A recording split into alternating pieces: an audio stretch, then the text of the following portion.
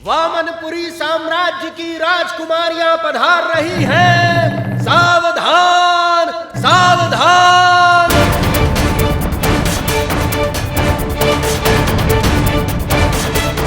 एक गजेंद्र है,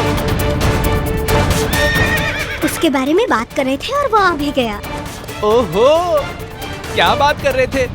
मेरी सुंदरता के बारे में बात कर रहे थे ना? जब देखो मजाक करते रहते हो। ये लो प्रसाद। रहने दो, एक साथ में सब नहीं खा पाऊंगा, इसलिए राजमहल में आकर मैं सबसे प्रसाद ले लूंगा। तुमसे विवाह करने के लिए हम चारों उत्सुक हैं। तुम किससे विवाह करोगे? सिर्फ चारों से नहीं, मैं तो इस राज्य की 5 राजकुमारियों से विवाह करने के बारे में सोच रहा हूँ। हे भगवान! पर उनमें से सिर्फ एक ही मेरी महारानी बन सकती है। वो कौन है? वो मैं अभी नहीं बताऊंगा। राधा कहाँ है? कौन महारानी बनेगी पता चल गया। छे, अब तुम चारों साथ में हो ना, पर राधा साथ नहीं है इसलिए पूछा, और कोई बात नहीं है। चलो चलते हैं। हाँ।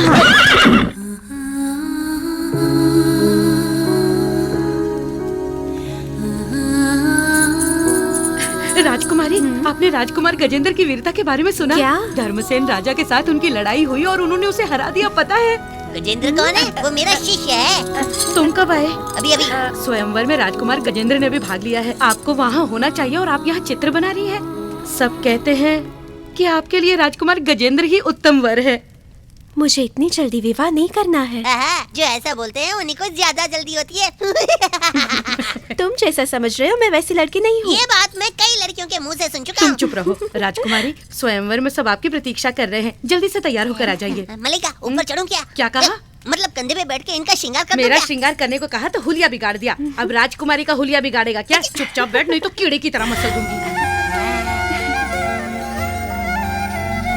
आप ये किसका चित्र बना रही है?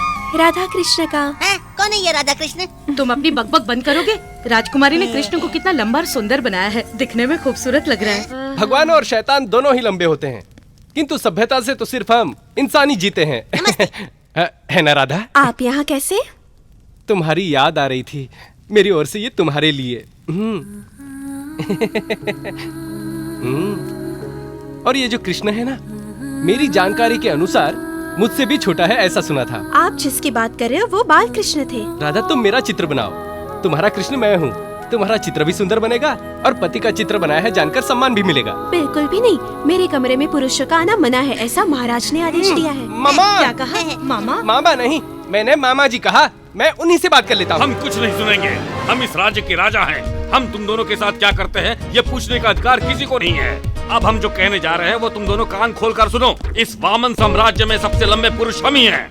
एक बात जान लो, हम इसी कद में रहकर दासियों को रानी बनाएंगे या रानियों को दासी बनाएंगे। एक साधारण स्त्री को भी हम अपनी रानी बनाकर उसका सत्कार करेंगे। क्या कर लोगी तुम दोनों? वही तो यहाँ हो रहा है। आपका मन किया तो आप मुझे दासी बनाएंगे क्या? महाराज, ये सरासर अन्याय है। 2 पत्नियों के होने से यही दशा होती है। इसके लिए हम क्षमा मांगे क्या?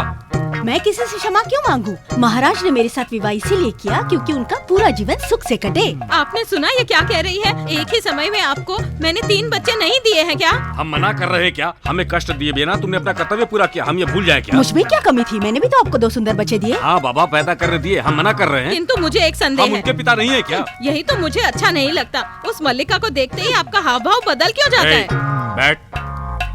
बैठ कहा ना।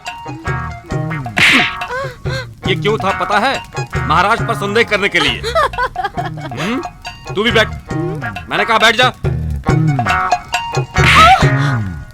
ये किस लिए था पता है? महाराज की बात पर हंसकर उनका अपमान करने के लिए। आप कुछ भी कहते हैं, मैं सुनती नहीं क्या? गजेंद्र का विवाह मेरी किसी भी पुत्री के साथ किसका करवाना। विवाह किसे करवाना है हमें मत सिखाओ। राजकुमार गजेंद्र का विवाह आप मेरी पुत्री से करवाएंगे, ऐसा आपने मुझे वचन दिया। फिर से नीचे बैठकर खाना है? नहीं। मुझे उठाओ, उठाओ कहा। गुस्से में आकर मुझे फेंक मत देना। आपको मेरी गोद में देखकर बहुत से लोगों को जलन होती है। क्या करे, हमारी उम्र भी ज्यादा हो गई है।